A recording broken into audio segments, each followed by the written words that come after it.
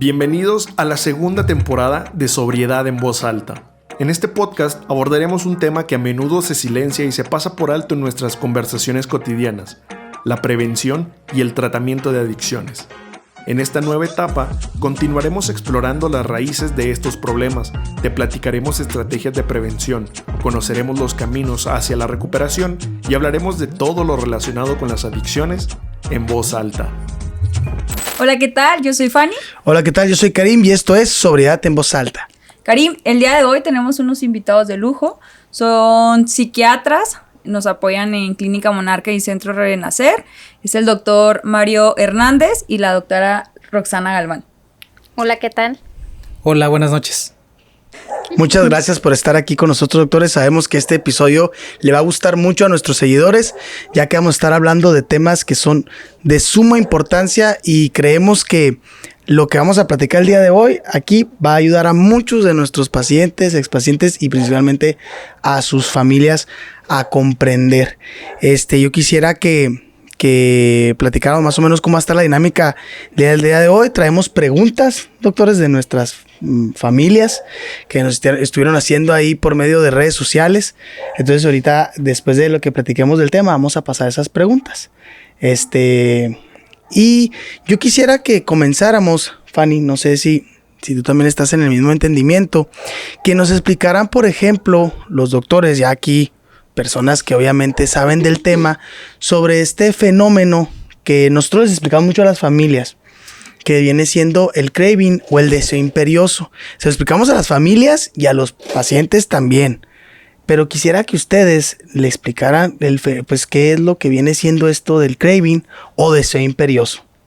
Bueno, entonces, hablando del craving, pues primero pues es una palabra en inglés, ¿sí? La traducción en español debería de ser como deseo muy fuerte, intenso, algo que anhelo mucho, deseo, ¿sí? Y viéndolo de esa manera, es un fenómeno que se produce generalmente en pacientes que ya tienen un trastorno por consumo. Es difícil ver este fenómeno en pacientes que no reúnen los criterios para considerarse como un trastorno. Entonces ya son pacientes que pues tienen demasiado tiempo en consumo y prácticamente se manifiesta porque hay ocasiones en las que hay muchas ganas, mucho deseo, mucha apetencia de consumo y generalmente hay detonantes para este fenómeno. Hay situaciones en las que yo a lo mejor me encuentro con alguien con el que consumo, que yo voy a un lugar en el que a lo mejor consumo y ya estoy teniendo mucha ansiedad, mucho deseo de que llegue ese momento para consumir. Entonces, eso es prácticamente el craving, ¿sí? Un deseo intenso. Sí, esto lo manejamos mucho en la consejería que le damos a los usuarios, porque es algo que se van a enfrentar durante su proceso en el centro o la clínica y principalmente cuando regresen a sus hogares. Pero es un fenómeno muy mal incomprendido, porque cuando ellos no comprenden bien que van a presenciar esto, dejan de hacer lo que nosotros les enseñamos para poder manejarlo, porque es una tentación que les va a llegar. O sea, y les va a llegar y les llegan más cuando salen de las instituciones. Este deseo, esta tentación, estas ganas, porque obviamente regresan a la realidad donde van a escuchar música pues que puede ser alusiva al consumo, donde se van a encontrar gente, como dice usted, doctor, donde el simple clima les va a poder detonar estas ganas. Entonces eso pues ya lo escucharon de parte del doctor. Pues me gustó como dijo eso de que no todas no por consumir se les va a generar el craving, solamente si reúnen los criterios de un trastorno por consumo de sustancias, ¿verdad, doctor? Exacto. Entonces, por eso es las recomendaciones, familia, que le hacemos a los usuarios durante el centro, que les enseñamos todas estas estrategias y les damos todas estas herramientas, porque se van a sentir esto. Y pues, no sé, Fanny, ¿algo quieras? Yo he escuchado que existen estudios que hablan que, o sea, a los 3, a los 6, a los 9 y al año es cuando viene este deseo muy fuerte por el consumo. ¿Eso se debe al craving o algo así, o no está relacionado con eso? Sí, está muy relacionado. Sí, generalmente La temporalidad nos habla de qué tanto puede a lo mejor disminuir el craving con el paso del tiempo, y es uno de los principales motivos de recaída. Generalmente en los primeros 3 meses de abstinencia, ¿sí?, puede aparecer el craving, es donde más se presenta. Pero incluso aunque un paciente no esté en abstinencia y siga consumiendo, puede aparecer el craving. Simplemente es el deseo, ¿sí?, la ansiedad, la necesidad de querer consumir, ¿sí? Entonces no precisamente se incluye dentro de la abstinencia, pero es muy frecuente que se observe dentro de la abstinencia. Doctor, recuerdo mucho que en alguna ocasión nos explicabas cómo, o sea, nosotros durante el tratamiento pues siempre les decimos que el primer año es el más complicado para ellos, ¿no? Porque es como donde se van reinsertando, van cambiando ciertos hábitos, incluyendo nuevas maneras de divertirse y demás. Y tú nos explicabas cómo al año disminuye la probabilidad de una recaída. Me gustaría que les explicaras a la familia eso, porque si bien sabemos que es una enfermedad incurable, ¿verdad? Sin embargo, sí existe la manera de que la probabilidad de una recaída pues vaya disminuyendo conforme va pasando el tiempo. Exacto, eso es muy importante porque generalmente habla mucho de los programas de estancia en las clínicas de rehabilitación. La mayoría de las clínicas ofrecen ciertos tiempos de tratamiento, 3, 6 meses, 1 año, que es como que lo más frecuente que se ofrece, y eso tiene una explicación. Generalmente también en psiquiatría clasificamos el tiempo en abstinencia para nosotros poder definir si el paciente está en una remisión parcial o si el paciente está en una remisión completa. Y eso se clasifica en tiempo. Remisión parcial quiere decir que el paciente tiene mínimo 3 meses que ya no está consumiendo, es decir, 3 meses en abstinencia, ¿sí? Entonces, pasando esos 3 meses es una remisión parcial y pasando 12 meses es una remisión completa. Pero eso tiene también más significado. Generalmente los primeros 3 meses es cuando más probabilidad de recaída hay. Se hablan, según múltiples estudios, que hasta un 80% de probabilidad de recaída en los primeros 3 meses. Entonces, hay muchos pacientes, muchas personas que tienen la intención de abandonar el consumo, y puede ser muy cierto según su situación, pero la probabilidad de recaída de la mayoría de las personas es del 80%. Es decir, muchas personas pueden caer dentro de esta cifra, pero también hay excepciones. Hay personas que con problemas de adicción que dicen que ya no van a volver a consumir y pues realmente entrarían en ese 20% restante. Es decir, es muy baja la probabilidad de no caer en una recaída o de que esto no ocurra, pero este 80% disminuye a un 50% pasado los 3 meses. Es decir, cuando ya estamos en una remisión parcial, ¿sí? Y este 50% se mantiene todavía durante 1 año, ¿sí? Porque este 50%, pues pasando los 12 meses en abstinencia, disminuye todavía más la probabilidad de recaída hasta en un 20%, ¿sí? Y ese 20% prácticamente es una situación que va a estar presente toda la vida, ¿sí? Es decir, es algo con lo que se va a tener que enfrentar, ¿sí?, las personas con consumos de sustancias, pues prácticamente de aquí hasta que sinceramente pues ya uno llegue a la situación en la que pues ya pueda a lo mejor pues fallecer, ¿sí? Entonces prácticamente es una condición de por vida, ¿sí? De una manera sencilla, pues es algo que no tiene una cura. Siempre va a haber cierto deseo, siempre va a haber cierto antojo, siempre va a haber esa situación en la que uno diga, yo ya experimenté eso y yo ya sé cómo se siente, cuál es el grado de placer que puede generar una sustancia, ¿sí? Entonces, esa sería la explicación de por qué cierto tiempo, por qué cierta cantidad de tiempo se llega a recomendar en las estancias, y pues también la explicación que nosotros en psiquiatría pues podemos explicarles a los familiares de que la recaída prácticamente pues es una situación que puede presentarse el resto de la vida. Hay personas que dejan de consumir 20 años, vuelven a recaer y pues prácticamente eso forma parte del círculo de las adicciones, ¿sí? Y por eso es un círculo, porque la recaída también está dentro de ese círculo. Entonces es algo que puede llegar a pasar. Nadie está exento de que vuelva a suceder. Creo que en alguna ocasión tú y yo, Rox, lo hemos platicado, ¿no? Porque yo le comento mucho precisamente eso a las familias, ¿no? No hay que satanizar la recaída, porque pues sí, es lo más seguro que tiene nuestro familiar, que evidentemente va a ir disminuyendo, pero siempre va a estar ahí la posibilidad de... Sí, fíjate que ahorita que estaba justo platicando, Mario, me acordé de una paciente que me decía, es que yo tengo como alrededor de 10 amigos que han tenido algún internamiento, pero no les sirvió de nada, ¿no? Entonces volvieron a consumir. Y justo yo le decía, ¿no? Y ahorita que Mario lo menciona, o sea, como hablar de estos porcentajes, o sea, es algo, o sea, que impacta, o sea, porque un 80% de probabilidad de recaída después de un internamiento, de un tratamiento residencial, o sea, pues es alto, o sea, obviamente pues para las familias pues a veces lo que una familia busca es que el paciente pues deje de consumir y que ese internamiento cambie la vida y cambie 360 grados la vida del paciente, ¿no?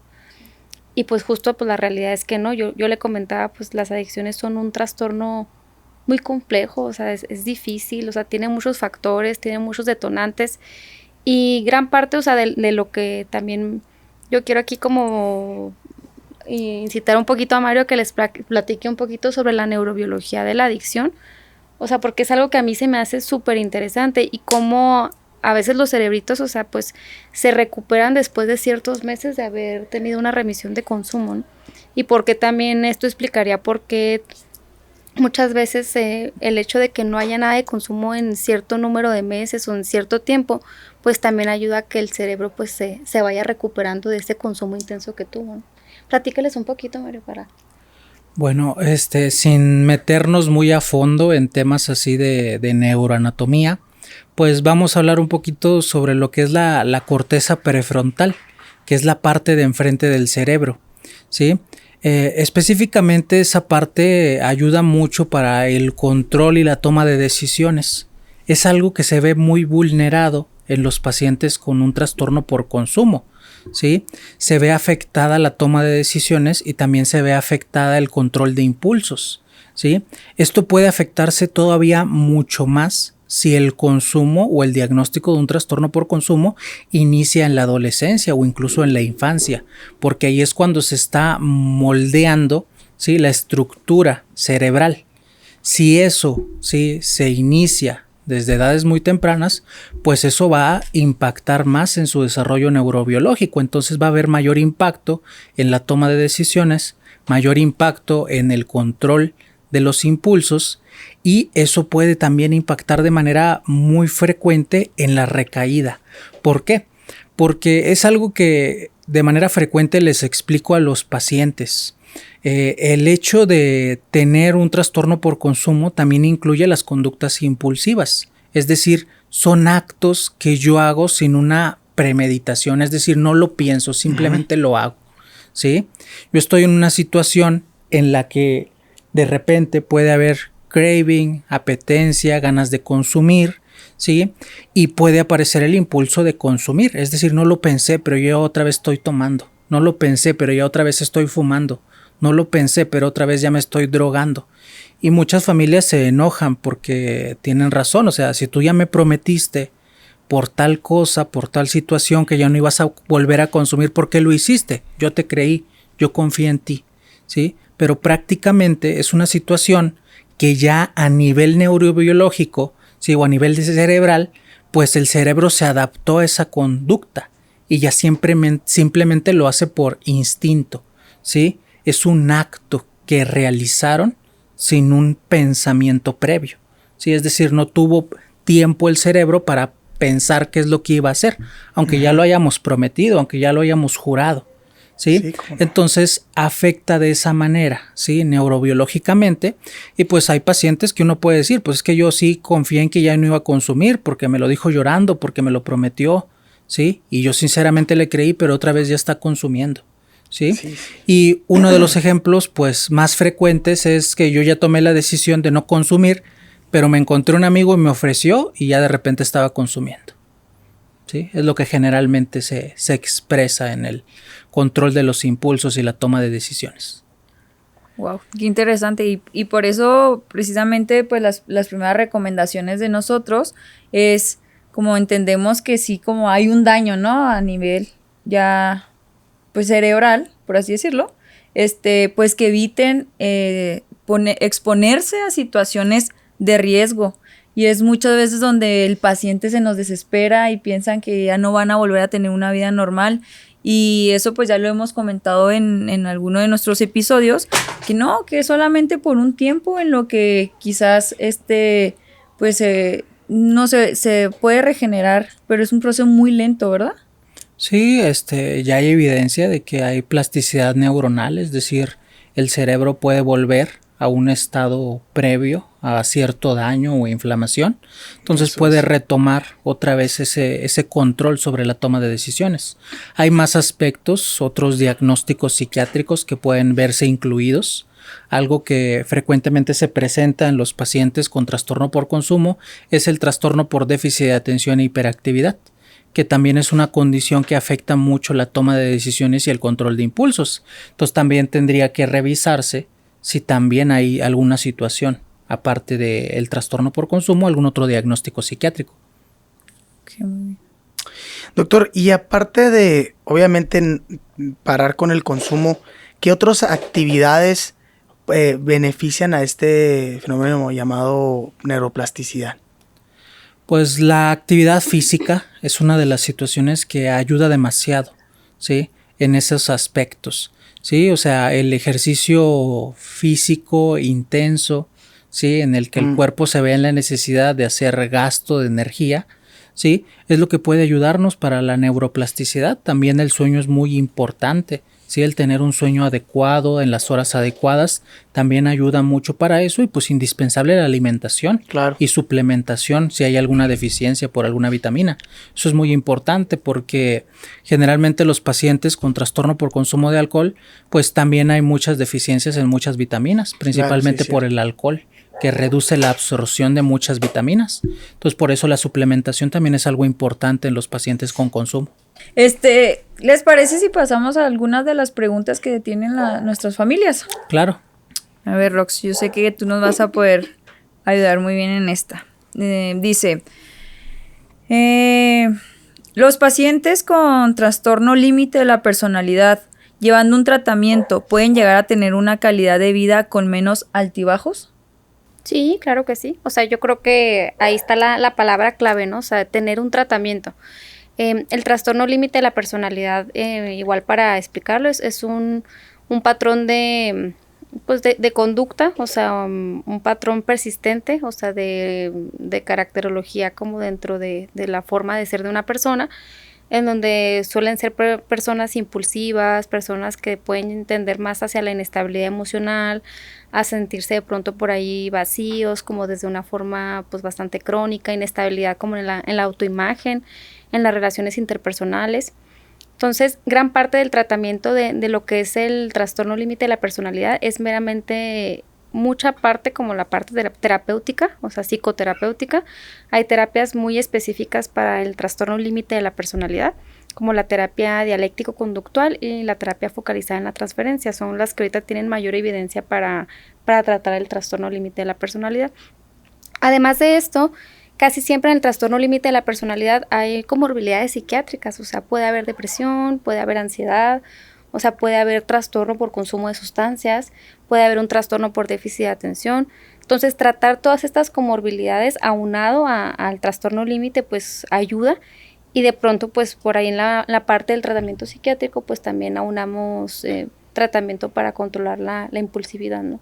Pero sí, o sea, sí, los pacientes con trastorno límite de la personalidad, pues son personas que sufren mucho porque es un malestar emocional intenso y que muchas veces no es comprendido por la sociedad, pero sí hay un tratamiento, sí hay terapias específicas y sí se puede tener una mejor calidad de vida, por supuesto que sí. Muy bien. Muchas Yo gracias. tengo aquí otra pregunta, no sé quién de los dos quisiera responderla. el medicamento que receta el psiquiatra es nada más en lo que se encuentran en el centro, en el internamiento, en su proceso, o se tiene que seguir el tratamiento por más tiempo. Y luego hay otra preguntita en la misma pregunta. O saliendo se tiene que llevar a otro psiquiatra para otra valoración y determinar si se sigue con este tratamiento o se cambia. Pues eso depende el tratamiento, los diagnósticos. Generalmente durante el internamiento tendemos a dejar tratamiento específicamente para los síntomas de abstinencia. ¿Sí? Generalmente son pacientes que no habían suspendido el consumo durante un largo periodo de tiempo, entran al centro de rehabilitación, se sienten constantemente ansiosos, hay incluso hasta síntomas físicos, hay también mucho malestar, cambios en el estado de ánimo, irritabilidad, ¿sí? Y todo eso puede ser simplemente consecuencia de la abstinencia.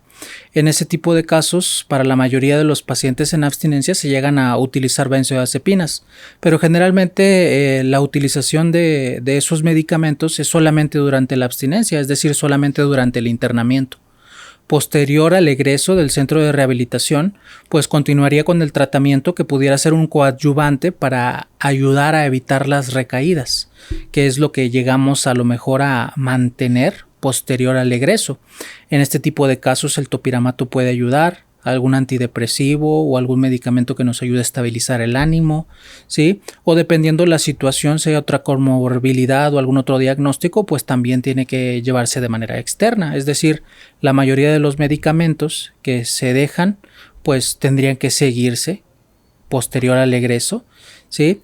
Y los de abstinencia, pues generalmente son en el centro. Y sobre la otra parte de la pregunta, lo adecuado siempre es tener un seguimiento para saber cuáles medicamentos están siendo realmente efectivos, cuáles son las necesidades del paciente, cómo se siente con el tratamiento, qué sí le agrada el tratamiento, qué no le agrada, qué efecto adverso puede haber, si todo ha estado bien con el tratamiento y ya tiene mucho tiempo tomándolo, para ver cómo están las dosificaciones y ir atendiendo la situación de una manera individualizada. No podemos permanecer con un tratamiento permanentemente sin seguimiento y también pues no es adecuado suspenderlo porque también eso podría pues quitar los beneficios y el objetivo del tratamiento, que simplemente es ayudar, no generar más molestias. Así es, doctor. Muy No bien. sé si tienes otra pregunta Sí, tú, Nina. aquí hay otra que dice, ¿qué síntomas y qué efectos negativos a corto y largo plazo presentan los pacientes al mezclar su medicamento psiquiátrico con el alcohol? Híjole, pues de entrada, el alcohol es un medicamento que... el alcohol es una sustancia. No. No me diga eso. Perdón, se cancela.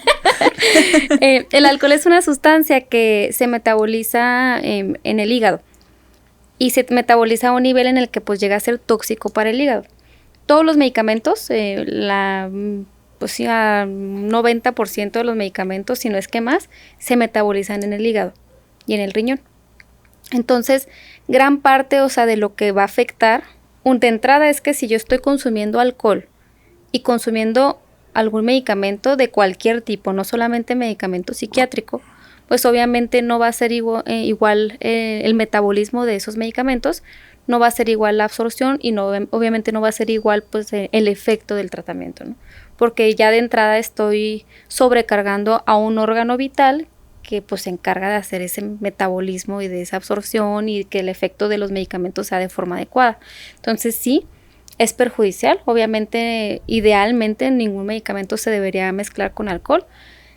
Muchas veces no podemos contar con eso porque a veces tenemos a personas en consumo activo pues tratando de disminuir consumo, lo que se conoce como disminución de riesgos. A veces no podemos contar con eso, pero pues sí, claro que cualquier combinación de cualquier medicamento con cualquier sustancia psicoactiva, pues no es benéfico, ¿no? Yo tengo aquí una pregunta que entiendo como la idea, porque, y esto lo hacen tanto familias como usuarios, y nos dicen esto. ¿Qué pasa con el usuario al salir del centro? ¿Tendrá que seguir con medicamento controlado? Porque acuérdense que como que el medicamento controlado, como que tanto usuarios como familias lo ven como si fuera otra droga y para ellos es como si consumiendo. O Yo quisiera algo hacer así. ahí una aportación y obviamente nosotros como clínica y ustedes cuando nos apoyan ahí, ¿qué más quisiéramos, no? O sea, que el uso del medicamento controlado fuese únicamente en el internamiento, Claro. pero una realidad es que hay pacientes que van a seguir después del tratamiento con el medicamento controlado, pues ya sea por algún trastorno ya que ellos tengan o demás. Pero sí está muy interesante esa pregunta porque sí es algo que siempre alerta a la familia de que no, pero ¿por qué le estás dejando clonazepam? Y pues es obvio porque trae algún trastorno ya ahí medio complicado, ¿no? Que pues lo va a seguir usando. O el usuario, que también dice, bueno, pues me vine aquí para dejar algo y me van a dar otra cosa, porque obviamente hay mucha mala información sobre el medicamento, ¿verdad? Entonces, ¿qué nos podrían decir con ese tipo de dudas? Claro, generalmente los pacientes que egresan con ese tipo de medicamentos pues deben de tener una indicación médica. La indicación médica que generalmente se acompaña de eso es principalmente temas de insomnio, ¿sí? Que es algo muy frecuente en los pacientes con consumo de sustancias, que es lo que podría condicionar que algún medicamento controlado pues a lo mejor continúe. Sin embargo, pues tienen razón, o sea, el hecho de estar con un medicamento controlado, pues como su nombre lo dice, es controlado, es decir, no es de venta libre. Entonces quiere decir que hay un riesgo en el consumo excesivo de ese medicamento, ¿sí? Y hablando de las benzodiazepinas, pues también hay diagnósticos de trastorno por consumo de benzodiazepinas, es decir, se puede transformar en una dependencia, en una adicción. Así ¿sí? es. Pero por eso debe de ir acompañado por una indicación médica, es decir, tiene que tener un seguimiento por el psiquiatra o el doctor que esté valorando para que pueda decidirse si es pertinente o no continuar con ese medicamento. Hay muchas indicaciones, trastorno de pánico, trastorno de ansiedad generalizada, pero generalmente para eso debe de acompañarse de más medicamentos que deben de ser el tratamiento principal, porque las benzodiazepinas como el clonazepam pues son tratamientos sintomáticos, es decir, nos alivian o nos ayudan en ese momento, pero no tratan la mayoría, ¿sí?, de los problemas de raíz como otro tipo de medicamentos. Fíjate que ahí a mí me gustaría hacer una pausa y yo creo que aclarar para las familias, porque al medicamento psiquiátrico, y yo quiero que esto quede súper claro, todo el mundo piensa que es medicamento controlado. Claro. O sea, entonces yo creo que desde ahí viene la pregunta, o sea, también, o sea, un medicamento controlado es un medicamento que me pide receta en la farmacia. Y yo les aseguro que de todos los medicamentos que dejamos, me atrevería a decir que dentro de un centro de rehabilitación, 90% no son controlados. Pero como los dejó el psiquiatra, pues la gente piensa que son controlados, ¿no? O sea, fluoxetina no es controlado, sertralina no es controlado, topiramato no es controlado, valproato no es controlado, quetiapina no es controlado, lanzapina no es controlado, risperidona no es controlado, bupropio no es controlado, y así me podría ir mencionando muchos, ¿no? Pero realmente, o sea, las familias se angustian, pero casi siempre, o sea, los controlados que llegamos a dejar, pues pueden ser las benzodiazepinas, como ya lo mencionó el doctor, pero es más como el estigma o como la generalización del concepto, porque realmente, pues casi no dejamos medicamento controlado al egreso, ¿no? A menos que sean casos como súper específicos. Y más que nada la desinformación, ¿no? Tristemente es lo bueno de este tipo de podcast, ¿no? Que es para que la familia que está atravesando por este tipo de problemática, pues se vaya informando más de todo esto. Esto está muy interesante. ¿Qué opina el profesional psiquiátrico sobre la espiritualidad?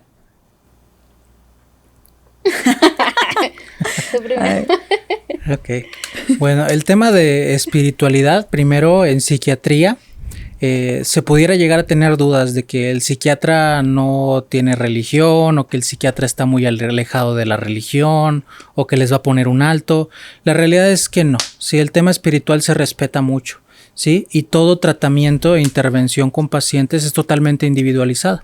Es decir, no podemos ser partidarios de algún tipo de religión o algún tipo de creencia, Sí, generalmente es una pregunta que podemos llegar a hacer incluso durante la primera valoración, porque el tema religioso es algo que puede llegar a impactar incluso en la toma de decisiones de los pacientes, tanto de decidir qué medicamentos tengo que tomar o cuáles no, o cuáles son las normas que se imponen o se adquieren a lo largo de la vida con tal religión.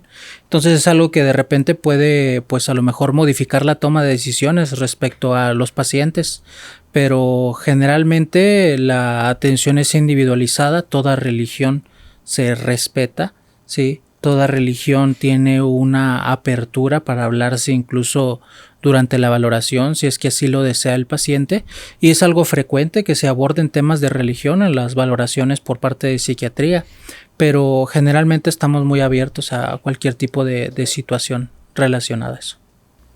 Pues sí, y que justo, o sea, la parte espiritual, no precisamente, o sea, espiritual es importante decir, o sea, que no es precisamente creer en alguna religión, ¿no?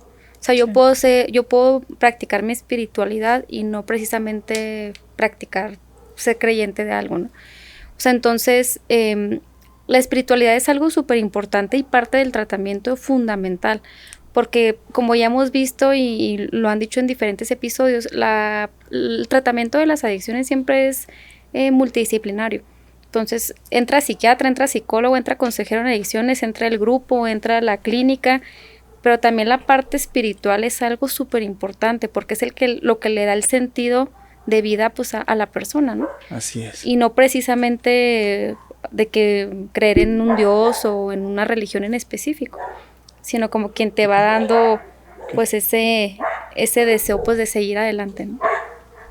Aquí tengo otra, doctores, dice, ¿cuáles son las señales de alerta de una posible recaída? Bueno, generalmente hay varias señales de alerta que pueden ayudarnos a identificar esa situación.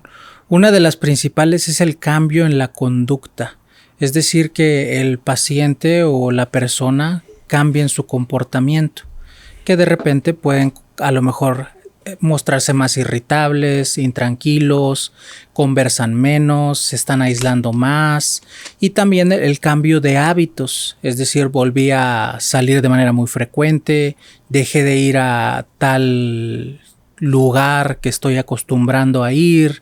El cambio de hábitos y el cambio en la conducta es algo muy frecuente cuando hay una recaída en consumo de sustancias. No precisamente tenemos que ver una persona en estado de intoxicación para decir que tuvo una recaída.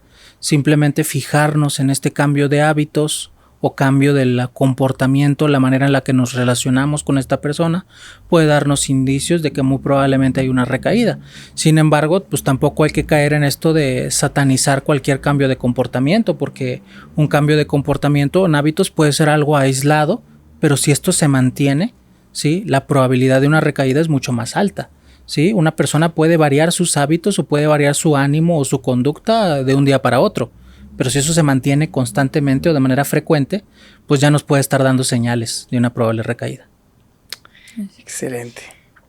Yo tengo aquí una pregunta que dice, ¿qué papel debemos desempeñar los familiares para contribuir a la recuperación de los usuarios sin generar dependencia o presión? Híjole, bien difícil, ¿no? Platíganos, Rox. Sí, es difícil. Es difícil porque cuando uno tiene un familiar, un conocido, un adicto en casa o de forma muy cercana, es difícil no hacer esta codependencia, ¿no? No hacer a lo mejor esta presión, o sea, no estar hipervigilante a decir, híjole, pues lo veo raro, ya anda saliendo mucho, ya no se está tomando el medicamento. Entonces, es difícil, o sea, yo creo que gran parte también de lo que se tiene que trabajar mucho en la recuperación de la persona con adicciones, pues es la parte familiar, ¿no? Porque el acercamiento familiar, la terapia familiar, el tipo de afecto, los afectos que se dan entre las familias, los lazos entre las familias, o sea, básicamente dicta cómo va a vivir la persona la recuperación. Entonces, sí es difícil, o sea, yo creo que más que nada yo ahí los invitaría a que puedan tener más bien un acompañamiento en terapia familiar o un acompañamiento en consejería en adicciones como a una escala familiar, porque yo creo que sería muy muy difícil no dar recomendaciones de cómo no caer en una codependencia o en una presión. Yo creo que cada caso es individualizado y difícilmente les digo yo que sí, cuando uno quiere a una persona que está en una adicción o cuando uno quiere que esa persona esté mejor, pues difícilmente nos vamos a mantener neutrales y vamos a poner límites, ¿no? Ajá. Más bien yo eso invitaría a que se vaya como practicando pues en el día a día y ahora sí que sobre la marcha, obviamente pues casi siempre acompañados como por profesionistas de salud mental, pues de ir poniendo límites y pues también entender y reflexionar que muchas veces por más que uno quiera que las cosas sean de una forma diferente, pues a veces uno no puede decidir por las otras personas, ¿no? Entonces, pues sí, yo creo que esa pregunta no sé si la respondí, se me hace que no. Sí, la pero respondió. es una pregunta difícil y complicada, porque la parte familiar, claro que influye muchísimo, la familia ayuda muchísimo a la recuperación, pero también la familia puede influir de forma negativa, ¿no? Así Por eso es. la familia necesita dirección, guía. En todo pues, momento. atención. 24 horas. No, pues, es que realmente sí, como mencionabas, es muy difícil porque hay una línea muy delgada, ¿no? Entre este inmenso amor que sentimos hacia nuestro familiar y entre el poner límites sanos. Y por eso, pues nosotros también es algo como con lo que insistimos mucho, que la familia también tiene que tener un seguimiento, pues de por vida, porque también nosotros como familia, pues también tenemos recaídas. Doctores, ya por último, esta me parece interesante, que dice, ¿por qué mi familiar en el consumo presenta delirios de persecución y habla mucho de religión? Bueno, eso es algo muy frecuente en la mayoría de las sustancias que actúan a nivel de dopamina. Sí, en este caso la mayoría de las drogas actúan a ese nivel. Sí, la dopamina es la hormona del placer, sí, la hormona digamos que de la felicidad, lo que nos hace sentir esa necesidad de volver a experimentar, sí, esa sensación, sí, es el aumento de la dopamina. Cuando esa liberación de dopamina en el cerebro llega a ser tan fuerte, tan intensa, puede llegar a generar síntomas psicóticos. Los síntomas psicóticos generalmente, pues de una manera sencilla de explicarlo, es la pérdida de la realidad, ¿sí? Es una situación en la que podemos experimentar alucinaciones, es decir, que no haya alguna situación que esté generando esa señal, pero que yo esté viendo cosas, que yo esté escuchando cosas que otras personas no, es decir, algo fuera de la realidad, o incluso también andar muy hiperalerta y llegar a las ideas delirantes, ¿sí? Que forma parte de los síntomas psicóticos, ideas o pensamientos que están más allá de la realidad, es decir, algo que no está sucediendo, como miedo muy intenso, de que alguien me está siguiendo, alguien me está persiguiendo, me van a hacer daño, me quieren matar, tengo que estar escondido. Entonces todo eso está sucediendo porque durante el consumo hay una elevación muy grande de dopamina y generalmente se relaciona con este tipo de síntomas. Pues, y también como mencionar que las principales sustancias que lo hacen, pues es la que ya ahorita está como yo creo que en primer lugar es la metanfetamina, ¿no? El cristal, el crico, la piedra, la metanfetamina. Sí, de todo. Pues es que así como nos han compartido, todo está sucediendo en el cerebro, el centro de mando. Las drogas es donde más afectan, aparte de otros órganos como han ustedes compartido, pues obviamente que la persona va a entrar en muchos tipos de alucinaciones, delirios y pues obviamente es lo que más se va desgastando el cerebro y pues si nos ha tocado esas experiencias de escuchar a las personas con ese tipo de situaciones, pues es que obvio, si afectaran otro lado las drogas, pues tendrían otro tipo de repercusiones, pero drogas como la metanfetamina, pues va desgastando el cerebro hasta que la persona se va desconectando poco a poco. Y fíjate que yo siempre les digo a los pacientes, no todos los cerebritos hacen psicosis.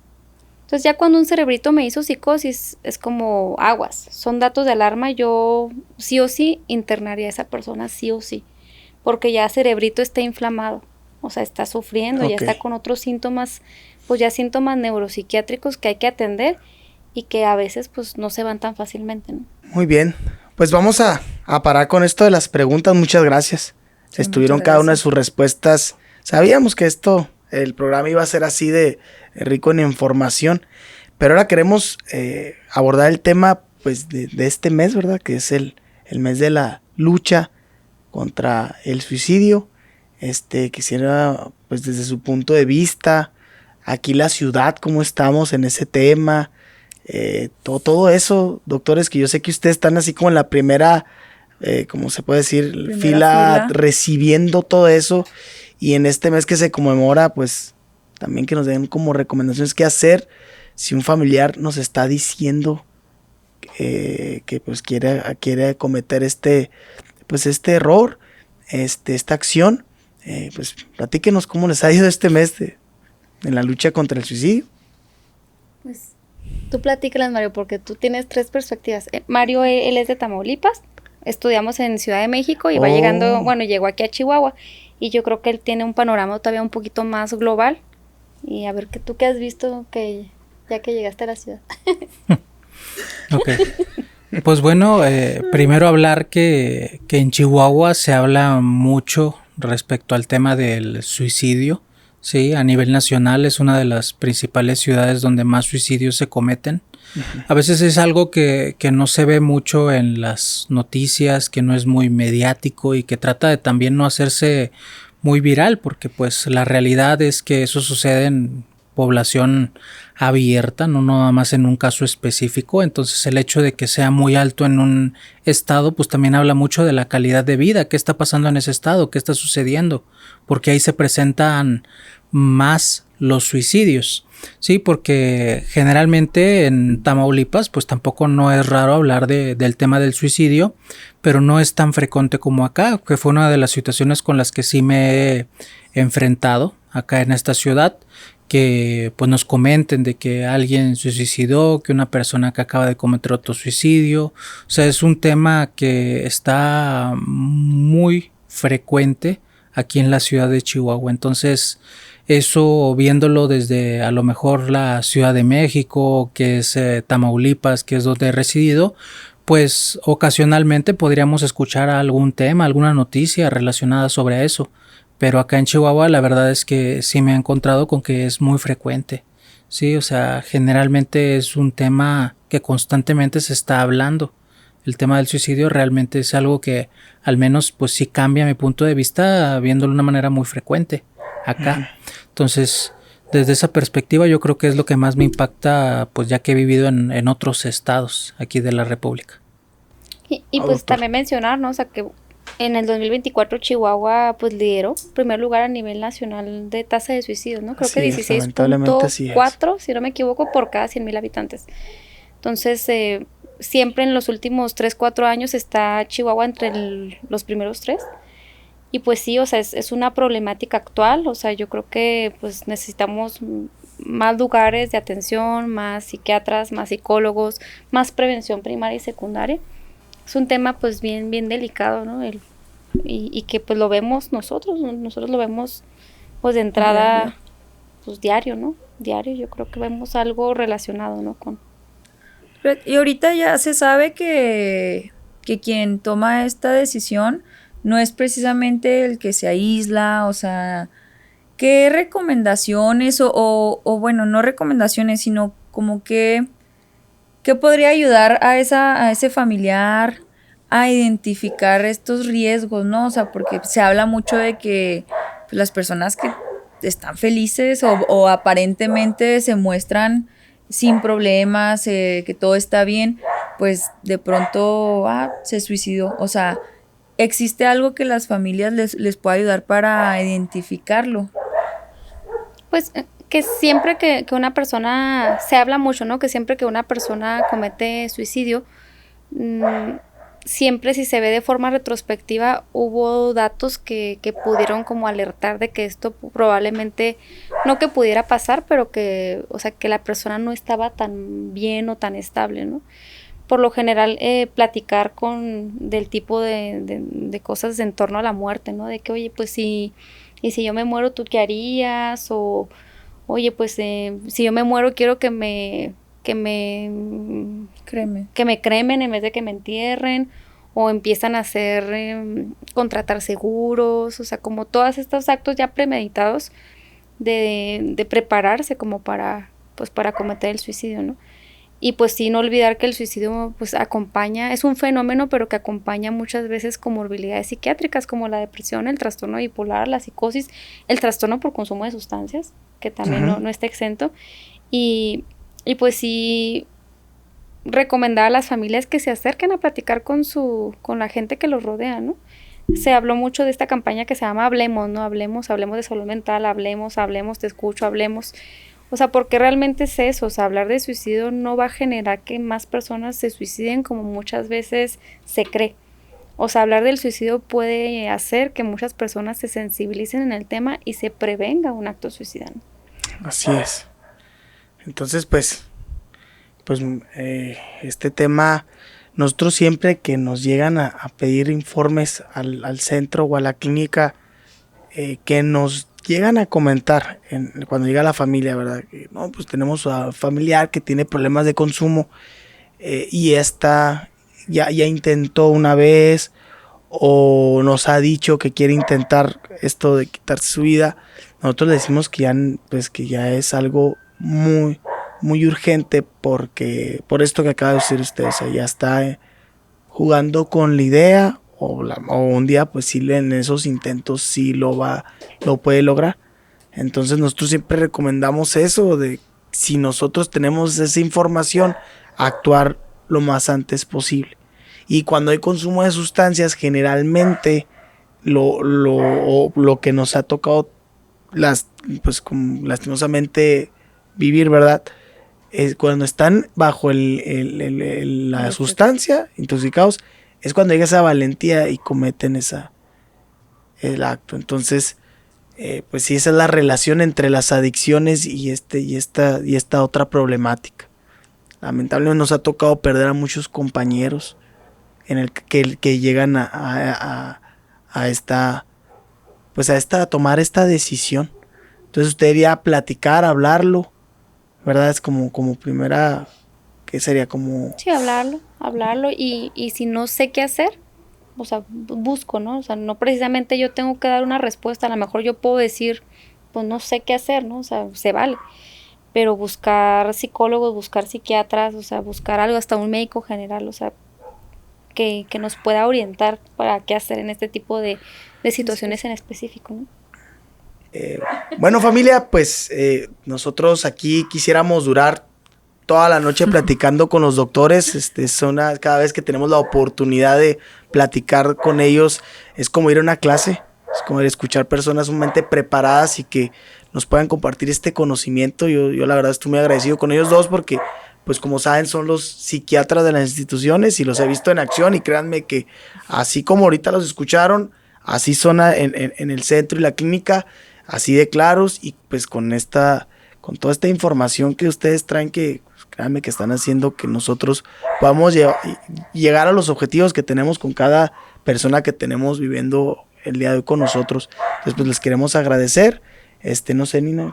Sí, pues no, nada más unirme al agradecimiento de Karim, ¿no? O sea, siempre que puedo se los hago saber que yo sé que es complicado que los psiquiatras se interesen por las adicciones, ¿no? Y pues tengo la fortuna de convivir con los dos y sé que pues están muy dedicados a esto. Muchas gracias por la oportunidad de pues sí, o sea, de enseñarnos y estar siempre pues muy al pendiente de nuestros usuarios porque yo sé de verdad que es algo bien complicado y en ustedes hemos encontrado siempre esas respuestas, siempre que estamos en una crisis ahí con algún paciente en el centro, demás, pues siempre está esa atención y pues muchas gracias por acompañarnos en este episodio. Muchas gracias a ustedes por invitarnos y que pues les interesen estos temas, ¿no? Porque siempre la parte psiquiátrica pues como que no a cualquiera le gusta o no a cualquiera le gusta como incluirlo, pero yo creo que sí es muy necesario y más ahorita en el giro que se le está dando ya a las adicciones, ¿no? Que debería ir como idealmente en la primera línea de batalla, ¿no? Yo tengo una última pregunta, espero ya no quitarles más de su tiempo. ¿Por qué escogieron las adicciones? De todas las problemáticas que ustedes se pueden estar encargando el día de hoy, que sé que se encargan, pero ¿por qué les gustó las adicciones, doctores? Bueno, al menos en lo personal, sí, o sea, pues precisamente lo que se menciona, que muchos del área de salud pues tienden como que a sacarle la vuelta, no nada más en psiquiatría, o sea, en Sí. psiquiatría también muchos doctores pues es frecuente que pues mejor alguien más, ¿sí? Porque generalmente es una situación que en el área médica pues puede llegar a generar mucha frustración de que a lo mejor el paciente no se apagó al tratamiento, que ya no siguió indicaciones, ya no regresó a consulta. Entonces es algo muy frecuente que a veces en el área médica pues llega a generar frustración, ¿sí? Entonces el hecho de que pues esa área esté muy desprotegida pues también abre la necesidad pues de que alguien pues precisamente le entre al quite, ¿no? Entonces pues también viendo ahí como que puertas de entrada, pues atendiendo la necesidad, pues alguien lo tiene que hacer, ¿no? Sí. Es el motivo por el que pues principalmente uno se va acercando a ese tipo de cuestiones, porque la necesidad de las personas o de los pacientes pues te va llamando, Así ¿sí? es, doctor. Simplemente el hecho de estar ahí a disposición de atender. Excelente responsabilidad y vocación. No, pues muchas gracias. Rox, Muchas ¿algo gracias. que quieras comentar? Pues en relación a eso. No, o sea, ¿no? Para despedirte ya de todas las familias. Sí, pues gracias por sintonizarnos. Sí, sí. Mismo canal. Sí, sí. Pero sí, pues que estamos muy agradecidos de que nos hayan invitado. Y pues nosotros encantados también de compartir un poco pues de nuestro conocimiento, a lo mejor un poquito aterrizado a palabras como más entendibles, ¿no? Porque Sí, sí. Sí. Porque así tiene que ser. Que llegue a todos lados. Es que el chiste aquí que es que nos entienda desde el más alto médico hasta el albañil que quiere recuperar su salud. Muy bien, familia, pues esto fue todo en este episodio. Ya saben, si tienen algún tema en específico que quieran que hablemos en nuestro próximo episodio, coméntenlo aquí abajo y nosotros pues encantados de hablar y aclarar las dudas que ustedes tengan. Muchísimas gracias. Hasta luego. Hasta luego.